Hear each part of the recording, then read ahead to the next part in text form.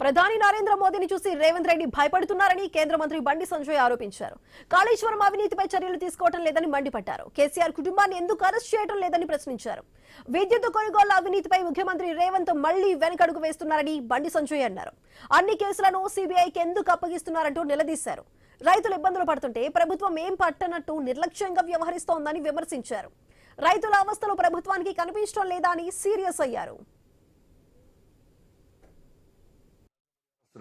నరేంద్ర మోడీ వచ్చినాక ఇలా ఈ ప్రభుత్వం పుట్టగతుండయి తెలంగాణ రాష్ట్రంలో బీజేపీ ఒక వాతావరణ నిర్మాణం కాబోతున్నది.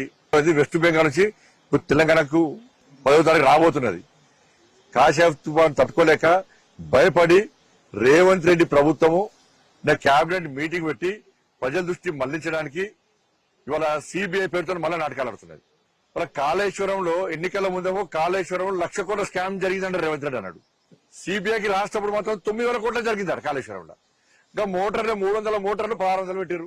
నువ్వు 1,00,000 కోట్ల స్కామ్ తీసుకొచ్చి 9,000 కోట్ల రూపాయల స్కామ్ జరిగిందని చెప్పి సిబిఐకి రాస్తే మరి విచారణ 9,000 కోట్ల మీద జరుపుడా 1,00,000 కోట్ల స్కామ్ జరిగినట్టు రేవంత్ రెడ్డి ప్రభుత్వం చెప్పాలి. విద్యుత్ కొనుగోలుతో పాటు విద్యుత్ ప్లాంట్ల నిర్మాణానికి సంబంధించి దీని సిబిఐకి ఇస్తారట. అంటే నీకు కేసీఆర్ కుటుంబాన్ని అరెస్ట్ చేసే దమ్ము లేదా చెప్పు? నీకు చేత కాదా చెప్పు? నేను చేత కానవని నాకు ముడుపులు ముడుతున్నాయి, నేను ఢిల్లీకి మూటలపై చెప్తున్నా కాబట్టి నాకు చేత కాదు, కేసీఆర్ కుటుంబాన్ని అరెస్ట్ చేసే దమ్ము నాకు లేదు, పౌరుషం లేదని చెప్పు, మేము చూసుకుంటాం.